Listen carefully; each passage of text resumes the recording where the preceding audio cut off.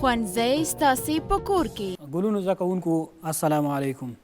هیله ده چې روغ جوړ او د صحت په جامو کې به پټ یاست. زه فضل کریم علمي د ښوونځي ستاسې په کور کې خپرونې په وړاندې کولو سره ستاسې په خدمت کې یم. زمونږ د ننني ورځې درس هغه د 12 صنف د ټولګي مطابق د الديهایدونه او کیتونونو پیژندنه ده. د الديهاید او کیتونونو د پیژندنې دپاره ستاسې په کتاب کې 9 فصل ځانګړی شوی. په الديهایدونو او کیتونونو کې وظیفوي ګروپ کاربونیل دی. دې ګروپ ته څه ویل کیږي؟ کاربونیل ویل کیږي. کاربونیل د الديهایدونو او کیتونونو وظیفوي ګروپ دی.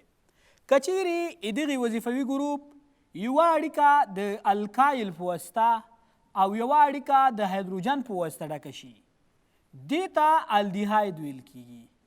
دې ته څه ویل کیږي؟ الديهاید ویل کیږي. خو که چیرې د همدغې کاربونیل دواړه اړیکې د الکایلونو په واسطه ډکې شي، بیا نو ورته څه شی ویل کیږي؟ کیتون ویل کیږي. نو د الديهایدونو او کیتونونو د دواړو وظیفوي ګروپ څه شی ده؟ کاربونیل ده. په الديهاید او کیتون کې ټول خواص په کاربونیل ګروپ پورې اړه لري. د دې کاربونیل ګروپ کې د مرکزي اتوم یعنې کاربن په شاوخوا 3 الکتروني ساحې دي. نو ځکه د دې هایبریډ sp2 ده. د دې هایبریډ څه ده؟ sp2 ده. نو د اړیکو ترمنځ زاویه به 120 درجې وي.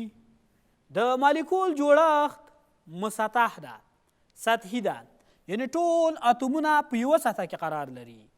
دلته د کاربن او اکسیجن ترمنځ چې کومه دوه ګونې اړیکه ده، د دې اوږدوالی 122 پیکومتره دی. دا د الديهایدونو او کیتونونو د جوړښت هغه تر ټولو عمده مسایل ول.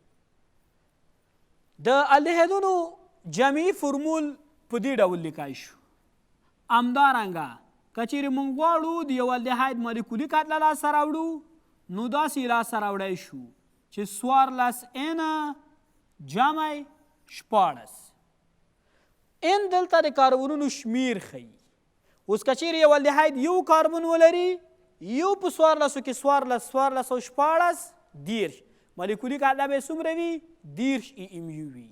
که چیرې 2 کاربنه ولري، 2 په 14 کې 18 او 14 40. نو د الديهاید مالیکولي کتله به څومره وي؟ 40.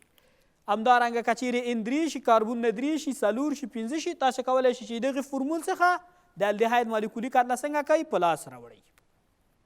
د الديهایدونو نوم ایښودنه موږ په 2 طریقو کوو. یو یې معمولي طریقه ده او بل یې څه ډول طریقه ده او یو پاک طریقه ده. په معمولي نوم ایښودنه کې موږ د الديهایدونو د هغې د اړوند تیزابو څخه اخلو. لکه دغه یو الديهاید دی، د دې مربوطه تیزاب چې یو کاربن ولري فارمیک اسید نومیږي. نو د دې الديهایدو دپاره نوم فارمال دیهاید غوره شوی. فارمال دیهاید د الديهایدونو لومړنی مرکب دی. همدارنګه دغه مرکب چې 2 کاربنه لري، د دې اړوند تیزاب چې ده، یعنې هغه تیزاب چې 2 کاربنه ولري، هغې ته اسیتیک اسید ویل کیږي. نو ځکه دې الديهایدو ته اسید الديهاید وایي. کوم الديهاید ورته وایي؟ اسید الديهاید. دغه الديهاید 3 کاربنه لري. د دې مربوطه تیزاب پروپیونویک اسید، پروپیونویک اسید. خو دا اوس تیزاب نه دی چې دی، الديهاید دی. نو د دې الديهایدو دپاره نوم موږ داسې الو چې پروپیون الديهاید. پروپیون الديهاید دا د الديهایدو معمولي نوم شو. دغه الديهاید 15 کاربنه لري. یو کاربن دلته ده، 3 کاربنه په دې کاوس کې دي او یو کاربن په وظیفوي ګروپ کې دی. د دې مربوطه تیزاب چې ده، هغې ته والیریک اسید ویل کیږي. څه ویل کیږي؟ والیریک اسید. والیریک اسید. اوس دا خو الديهاید دی، تیزاب خو نه دی. د دې الديهایدو نوم والر الديهاید دی والر الديهاید. دغه مرکب د دې اړوند تیزاب چې دا بنزویک اسید نومیږي. نو ځکه دې الديهایدو ته په معمولي ډول بنز الديهاید ویل کیږي. چې ویل کیږي بنز الديهاید. ایوپاک نوم ایښودنه. د ایوپاک نوم ایښودنې لپاره موږ د مربوطه الديهایدو نوم داسې اخلو چې د هغې ایزولوګ الکان ته ګورو. د الکان د نوم وروستاړی ANE ده. چې ده ANE. د دې الکان د وروستاړي څخه ای لرې کوو، پر ځای AL اضافه کوو. یعنې موږ د الديهایدو نوم د الکانال په څیر اخلو. د څه شي په څیر اخلو؟ د الکانال په څیر اخلو. دغه الديهایدو ته زه په ایوپاک ډول کوم نوم اخیستی شم؟ یو کاربن لري که نه؟ یو کاربن لري، دې الکان میتان نومیږي.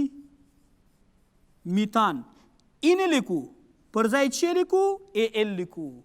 میتانال د دې الديهایدو ایوپاک نوم میتانال. څو کاربن لري؟ 2 کاربن. 2 کاربن لرونکی الکان ایتان نومیږي. ای نه لیکو، پر ځای چې لیکو ایتانال. څو کاربن لري؟ 3 کاربنه. د دې ایزولوګ الکان پروپان نومیږي. د پروپان وروستاړی ای ده، ای نه لیکو، پر ځای AL لیکو پروپانال. دې الديهایدو 5 کاربن لري. 5 کاربن لرونکي الکان ته پنتان ویل کیږي. د پنتان وروستی توری ای ده، هغه نه لیکو، پر ځای AL لیکو پنتانال.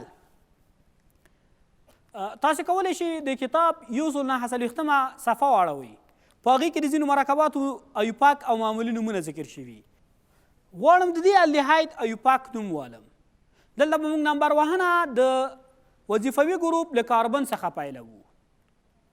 دلته وظیفوي ګروپ دا کاربن دی، نو دا به زمونږ اوله شماره ولري. دویمه شماره دا شوه، دریمه شماره دا شوه. اوس دلته په دویم کاربن باندې د میتایل خاخ دی. نو داسې لیکو چې 2 میتایل. 2 میتایل 3 کاربن لري. 3 کاربن لرونکي الکان ته 3 کاربن لرونکي الديهاید ته پروپانال ویل کیږي. نو د دې ایوپاک نوم 2 میتایل پروپانال دی. غواړم د دې الديهایدو ایوپاک نوم والم. دلته به نمبر وهنه د کاربونیل د ګروپ څخه پیلوو. 1 2 3 4. دا اوس یو داسې مرکب دی چې د هغې په زنځیر کې 2 ګونې اړیکه شته. 2 ګونې اړیکه چې په کوم کاربن وي د هغې کاربن شماره ذکر کوو. اوس دلته 2 ګونې اړیکه په دویم کاربن راغلی، نو لیکو چې 2. ټول الديهاید 4 کاربن لري. بیوتان نه لیکو، ځکه بیوتان په هغه صورت کې لیکل کېږي چې دا زنځیر مشبوع وي. او زنځیر غیر مشبوع دی که نه؟ بیوتین لیکو. بیوتین د دې وروستی توری ای ده، د ای پر ځای د الديهاید وروستاړی راوړو 2 بیوتینال. د دې مرکب نوم 2 بیوتینال دی. غواړم د دې الديهایدو ایوپاک نوم والم. بیا د تیر په څیر نمبر وهنه د کاربونیل د ګروپ څخه پیلوو. 1 2 3 4. دلته اوس په دریم کاربن باندې 2 د میتایل خاخونه دي. یو خاخ دا ده د میتایل او یو خاخ دا ده. نو داسې لیکم چې 3 ډای میتایل. د خاخونو نومونه واخیستل شو. 3 ډای میتایل. ډای میتایل په دې معنی چې 2 میتایله موقعیت ذکر شو چې په دریم کاربن باندې. اوس په زنځیر کې 4 کاربن دي. بیوتانال. من کولی شو په الديهایدونو او تیزابونو کې د نمبرونو پر ځای تورې هم ولیکو. څنګه به لیکو؟ د دویم نمبر کاربن د ښودلو دپاره من کولی شو د الفا توری وکاروو. د دریم نمبر کاربن د ښودلو دپاره د بیتا توری کاروو. د څلورم نمبر کاربن د ښودلو دپاره د ګاما توری کاروو. اوس د دغې مرکب نوم زه داسې اخیستی شم. په دویم کاربن باندې میتایل دی، د دوو پر ځای چې لیکو الفا، داسې لیکو چې الفا میتایل، الفا میتایل پروپانل. که څه هم د مکتب په کتاب کې دې څخه یادونه نه ده شوې، خو غوره خبره دا ده چې کله موږ د عدد پر ځای توری لیکو بیا باید دلته د الديهایدو دپاره معمولي نوم وکاروو. د پروپانل معمولي نوم پروپیون الديهاید وکنه، نو د دې دپاره سم نوم داسې ده چې الفا میتایل، الفا میتایل پروپیون الديهاید.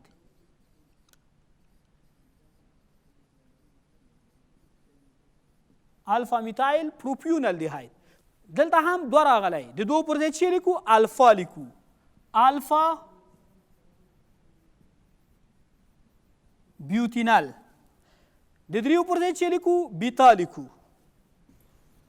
بیتا بیتا ډای میتایل بیوتانل.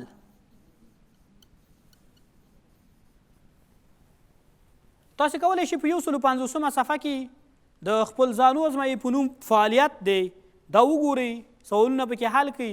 که چیرې کوم مشکل نو موږ سره شریک کړئ، انشاءالله ستاسو مشکل به موږ حل کړو. د الديهایدونو فزیکي خواص. د الديهایدونو په فزیکي خواصو کې موږ داسې ویلی شو چې الديهایدونه هم قطبي مرکبونه دي، ځکه په دې کې د کاربونیل ګروپ شته.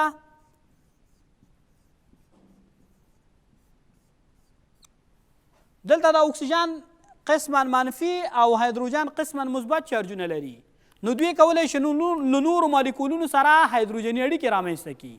چې کله د هایدروجني اړیکې جوړولی شي نو د دوی د ویلې کېدو او جوش ټکي لوړ سي. یوازې د الکولونو په پرتله د الديهایدونو د ویلې کېدو او جوش ټکي ټیټې دي، نور د ټولو مرکبونو څخه لوړ دي. هغه الديهایدونه چې له یو څخه یوازې فارم الديهاید هغه ګاز دی، یعنی یوازې هغه الديهاید چې یو کاربن لري. کوم حالت کې پیدا کیږي؟ ګاز حالت کې. که چیرې کاربنونه له دوو څخه تر 11 پورې وي بیا نو مایع حالت لري، او چې کله کاربن 12 ته رسیږي 12 او اده څخه پورته ټول جامد حالت لري. نو تاسو کولی شئ چې د دغو د کاربنونو د شمیر څخه د الديهایدونو د فزیکي حالت په هکله سوچ وکړئ چې الديهاید به په کوم فزیکي حالت کې پیدا کیږي. د الديهایدونو کیمیاوي خواص. د الديهایدونو په کیمیاوي خواصو کې موږ مشخصا د الديهایدونو کیمیاوي تعاملات لولو. د الديهایدونو لومړنی کیمیاوي تعامل هغه اکسیدیشن دی. که چیرې یو الديهاید اکسیدیشن کیږي له هغې څخه تیزاب تشکیلیږي. معادله یې په دې ډول لیکای شو،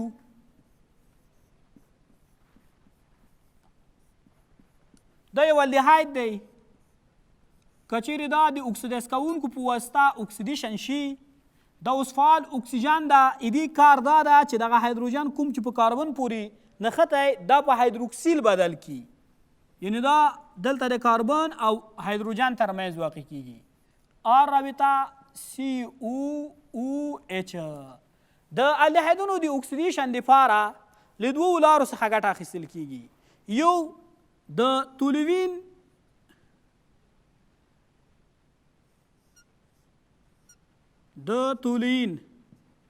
تعامل ده چې دې ته د ښیښې جیوه هم ویل کیږي،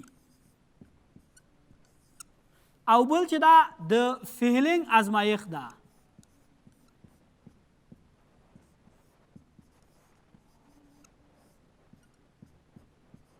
دغه دواړه تعاملونه چې دي دا د الديهایدونو د اکسیدیشن دپاره کارول کیږي. زه په دو باندې لږ رڼا اچوم. د تولوین تعامل چې دا تولوین او فیلینګ دا دواړه کسان دي. د تولوین په تعامل کې الديهاید راخیستل کیږي د ارجنټیم نایتریت سره، د ارجنټیم نایتریت سره د امونیا په مخلوط کې یوځای کیږي. یعنی ارجنټیم نایتریت او امونیا دا اوله کې سره یوځای کوي. ایدو د یوځای کیدو څخه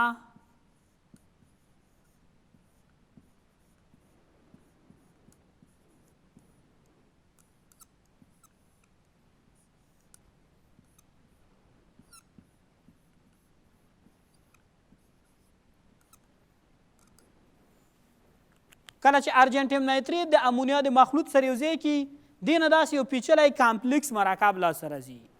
دغې مرکب ته د تولین ښودونکی ویل کیږي. کله چې دا اوس د الدیهایدو سره یو ځای کیږي د الدیهایدو د اکسیدیشن سبب کیږي. دې ته اوس د ښیښې جیوه ولې ویل کیږي؟ د ښیښې جیوه ځکه ورته ویل کیږي چې کله دا تعامل ترسره کیږي دا سپین زهر چې په دې کې شته دا د لوښي په دیوالونو باندې رسوب کوي او هغه لوښی جلاداره کیږي، نو ځکه دې ته د جیوي تعامل هم ویل کیږي.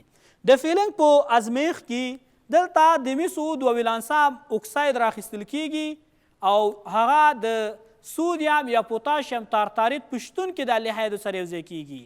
چې کله د سودیم یا پوتاشیم تارتاریت په شتون کې د الدیهایدو سره یو ځای شو دلته الدیهاید اکسیدیشن کیږي او د الدیهایدو د اکسیدیشن محصول موږ ته معلوم ده چې د الدیهایدو د اکسیدیشن محصول څه شی ده؟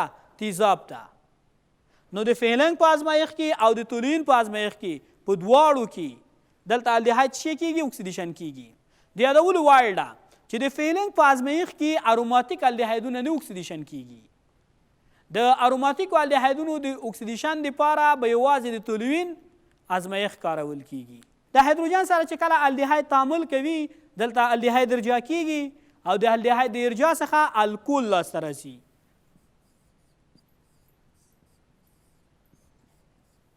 الدیهاید ته که چیرې دا د هایدروجن سره یو ځای شي یو هایدروجن د اکسیجن سره یو هایدروجن د کاربن سره یو ځای کیږي.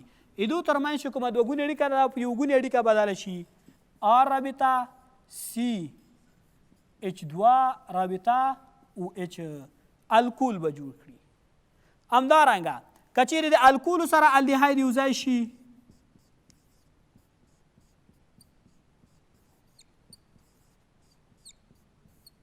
د الکولو سره چې کله الدیهاید یو ځای کیږي دلته دا آر د اکسیجن سره یو ځای کیږي او ایچ د کاربن سره یو ځای کیږي.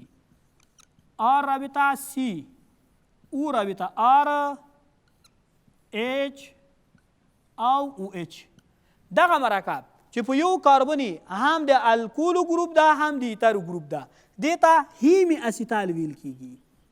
څه ورته ویل کیږي؟ هیمی اسیتال. اوس که چیرې دغه هیمی اسیتال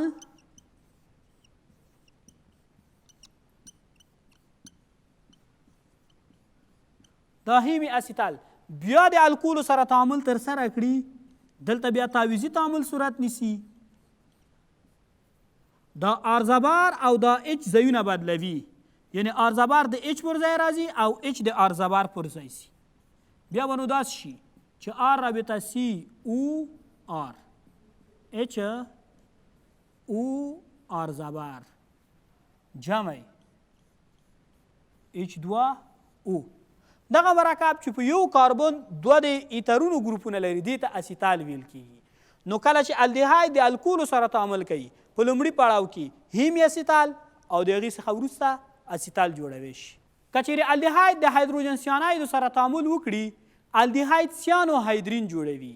معادله یې داسې لیکو د یو الدیهاید ده که چیرې دا د هایدروجن سیاناید یعنی HCN سره یو ځای شي جمعي تعامل صورت نیسي.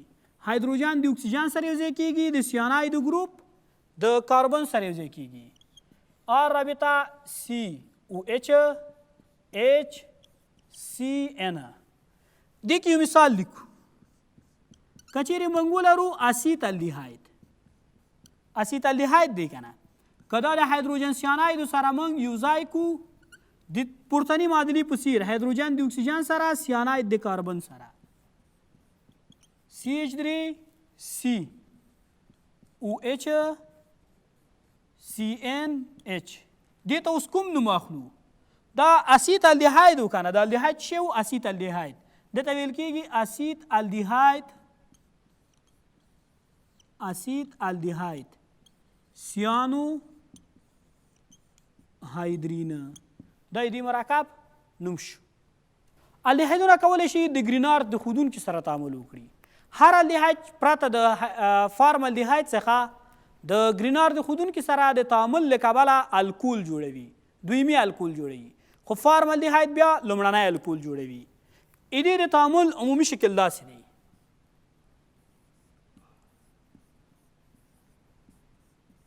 دا الدیهاید دی که دا د ګرینارد د ښودونکي سره موږ یو ځای کوو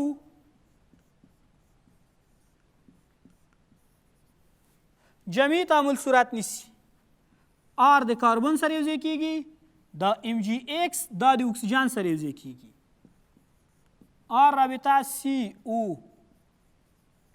ام جی ایکس آر اچ دغه مرکب د اوبو په شتون کې بې ثباته دی د اوبو په واسطه زر هایدرولیز کیږي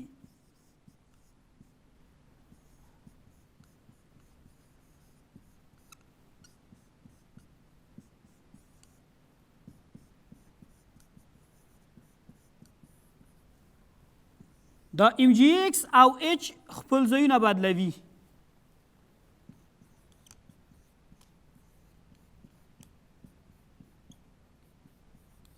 دویمي الکول جوړ کړ ایدې ترڅنګ مګنیزیم هایدروکسي هالاید چې یو القلي مالګه ده دا هم څنګه کوي جوړوي ګلونو زده کوونکو دا زموږ نننۍ ورځې درس و خدای دې وکړي چې تاسې زده کړي وي او یو سمت یې اخیستې وي تر بیا پورې چې زه ستاسې په خدمت کې حاضرېږم تاسې په لوی الله سپارم کورونو کې پاتې شئ تر څو د کرونا له مرض څخه خوندي پاتې شئ تر بیا ښې چارې